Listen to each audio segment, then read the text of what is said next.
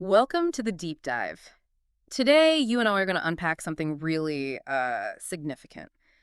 The sacrifices, often quite profound, made by students involved in Indian politics. Yes.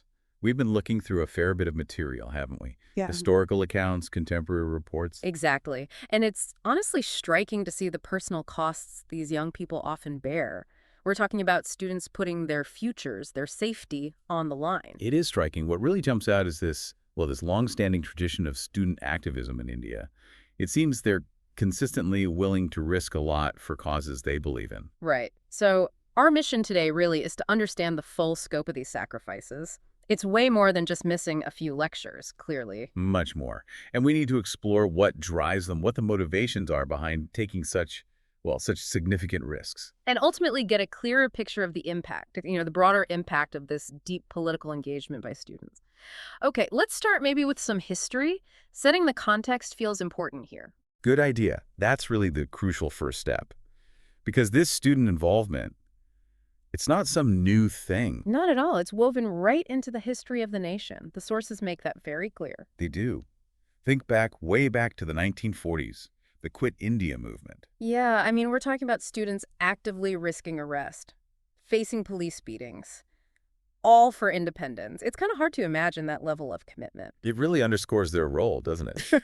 They weren't just on the sidelines. They were right there, prepared for real personal hardship for this huge national goal. And it didn't stop there. Fast forward to the 1970s, the emergency under Indira Gandhi. Students, again, right at the front, protesting corruption, censorship, challenging the government. It highlights this continuing tradition, this pattern. Precisely. The sources really emphasize this sort of unbroken thread. Students acting as this voice of dissent, often pushing for change. And bringing it right up to recent times, the anti-CAA protests, 2019, 2020. Yeah, students again taking the lead, mobilizing across the country against that Citizenship Amendment Act. They saw it as fundamentally unjust. So looking across this whole historical sweep, it tells us that this pattern of student sacrifice, it's not an outlier. No, it's a recurring theme, a really significant feature of India's political and social story. It suggests this deep belief in collective action, especially among young people. Okay, so definitely not new, but let's get down to brass tacks. What exactly are these sacrifices? It's obviously more than just attending a rally, right? Oh, absolutely. The costs are multifaceted, really significant impacts. We're talking time, safety, legal standing, even emotional well-being. Let's break that down. Time first. One source called activism all-consuming.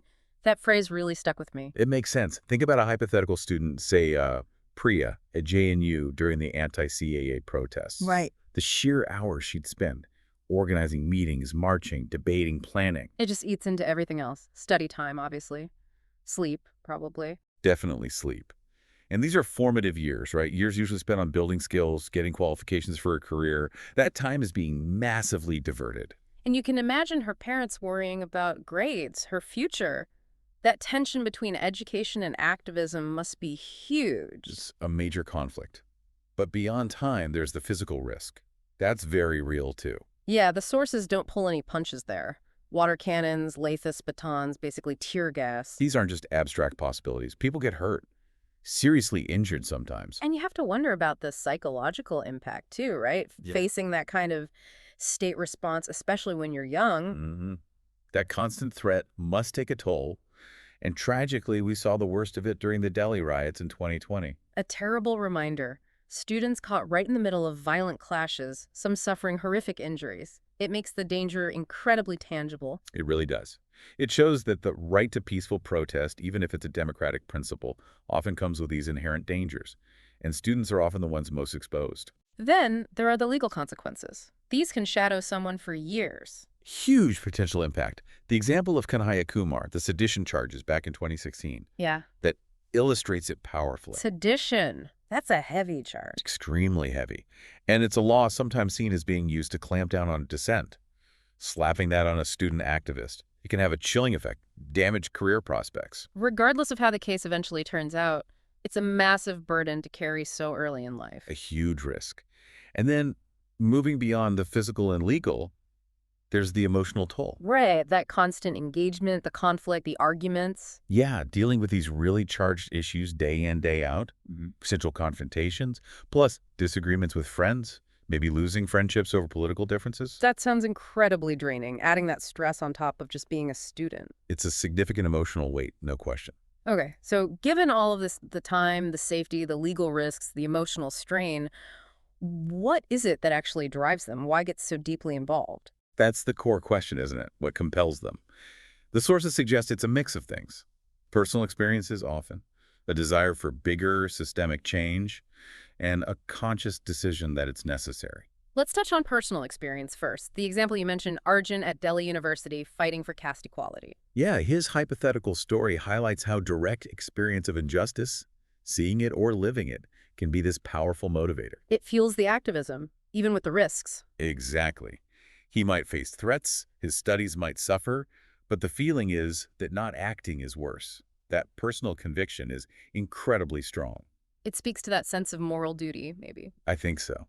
And then there's the bigger picture wanting broader change, like the students at Jamia Millia Islamia during the CAA protests. Right, our source mentioned them. They weren't just against one law. No, they were fighting for a larger vision of India, weren't they? One based on fairness, equality, freedom, as they saw it. What kinds of systemic issues tend to pop up repeatedly in the sources as drivers for activism? Is it always the same things? You see recurring themes around equality, secularism, access to education, government accountability, but also specific issues of the day, like the CAA or historically independence or the emergency.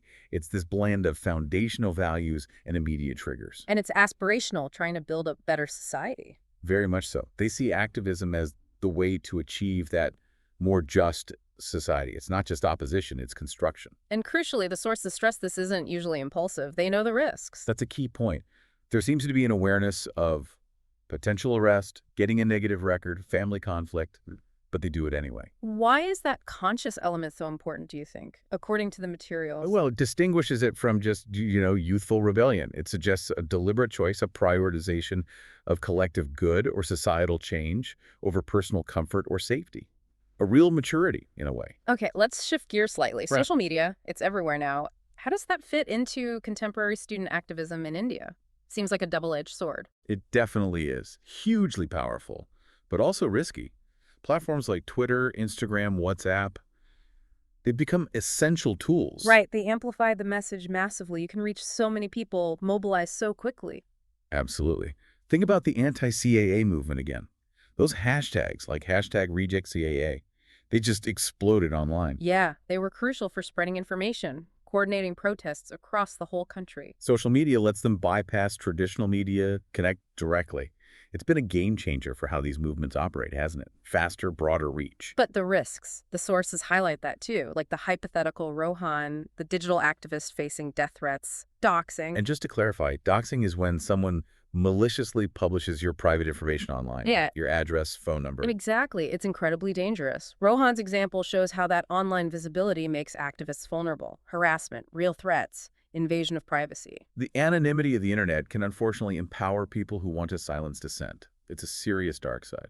And even aside from direct threats, there's just the sheer pressure of being online constantly, keeping the momentum going. That sounds exhausting in itself. That need for constant engagement, managing the negativity, it can definitely lead to burnout, a different kind of toll, but very real. So, with all this effort, all these sacrifices, what's the payoff? Does it actually lead to real-world change? Evaluating the impact is tricky, but yes, the sources suggest there are tangible successes alongside some less visible, maybe longer-term consequences. Okay, what about the successes? Any examples? Well, the sources mention instances where sustained student protests have led to policy changes. Things like universities rolling back fee hikes or maybe even the withdrawal of controversial laws. So direct influence is possible. It seems so. It shows that collective action can hold authorities accountable sometimes. It demonstrates that student voices can matter in policy decisions. And even if there isn't an immediate policy win, activism can shift the public conversation, right? Raise awareness. Definitely. Think about Aisha, the hypothetical student arrested during a protest. Yeah, you mentioned her. Her experience, though difficult, motivated her to work with an NGO later.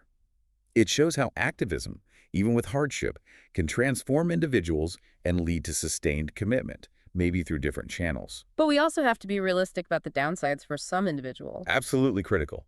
Burnout is real. Some students might have to drop out of education. and a criminal record, even from a protest-related charge that can impact jobs, travel, life opportunities for years. So it's not all positive outcomes for everyone involved. Not at all. We need that balanced view. Activism can empower, but it can also disrupt lives significantly and negatively in the long run for some. Still, even without immediate wins or when individuals face hardship, there's this sense of an enduring legacy, isn't there? Yes, absolutely. The courage shown, the actions taken, they often inspire future generations. Past struggles lay groundwork for future movements. It contributes to this broader culture of civic engagement, of demanding justice. Precisely. The ripple effect can extend far beyond the specific moment or the individuals directly involved. So wrapping this up, it's clear students in Indian politics make huge sacrifices. Time, safety, education, peace of mind. And it's vital to remember, as the sources suggest, this isn't just rebellion. It's a deep commitment to shaping India's future, driven by conviction. It really does make you pause and think, doesn't it? Yeah. The next time we see news about student protests, maybe consider the personal risks behind those actions. Yeah, what does it truly say about conviction, about the courage it takes to put so much on the line for what you believe is a better society? That's something worth reflecting on.